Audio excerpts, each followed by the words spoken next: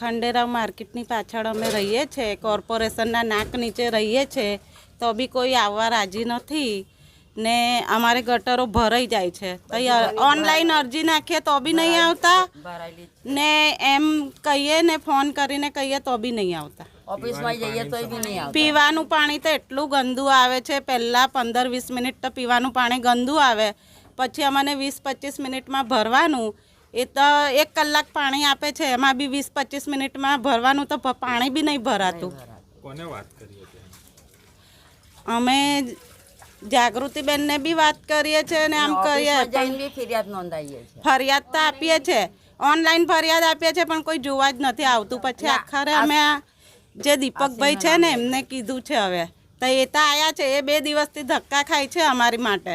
આ વિસ્તારમાં કોંગ્રેસના કાઉન્સિલર છે ને ભાજપના છે, તો કોઈ કામમાં નહીં આવતું? ના, કોઈ નહીં આવે. ખાલી વોટ હોય તો આવે, વોટ હોય તો બધા આવે. હા, એટલે એ બી આમ આવે, પણ હમણાં આ ફેરી તો એ બી નહીં આવતા. ઇલેક્શન આવે છે, પાણી ખરાબ છે, સમસ્યા તો ઊભી જ છે, કોઈ કાઉન્સિલર નહીં આવતો, શું કહેશો એના માટે?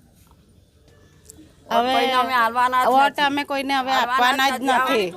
પાણી ચોખ્ખું આવતું બી નથી ને અમને પાણીની સમસ્યા કાયમની જ છે.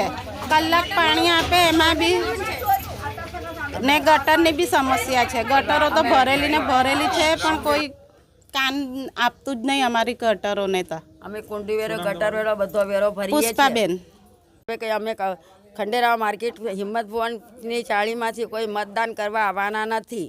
અને જો આ ગટરોનું બધું કાર્યક્રમ તમે હાથમાં લઈને બધું સુધારશો કરશો તો અમે આવીશું, નકર કંઈ આવવાના નથી. અમે તમારો વોટ તમારો ખાલી જશે.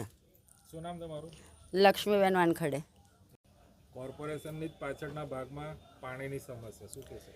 વિચાર કરો, કોર્પોરેશનની નાક નીચે આ બધું થઈ રહ્યું છે.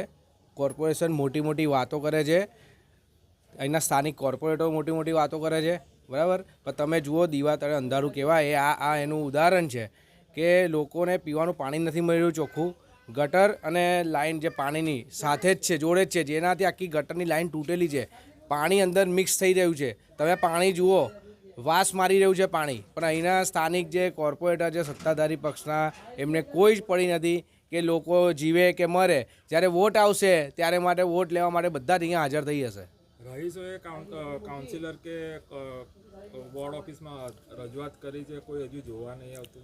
રહીશોએનું જે કીધું, પૂછ્યું મેં એમને, તો એમને કીધું ઓનલાઈન પણ અરજીઓ કરી છે. અને વોર્ડ ઓફિસમાં યાસીન કરીને કંઈક વ્યક્તિ છે, એ અહીંયા આવવા જ તૈયાર નથી. એ ફક્ત એવું જ કહે છે કે આવીને ગટર થોડું સાફ કરે. એટલે ભાઈ, ગટર સાફ કરવાની નથી, એ સમસ્યાનું હલ થશે. તમારે આખી લાઈન જ બદલવી પડશે. તો એ કોના અંડરમાં આવશે?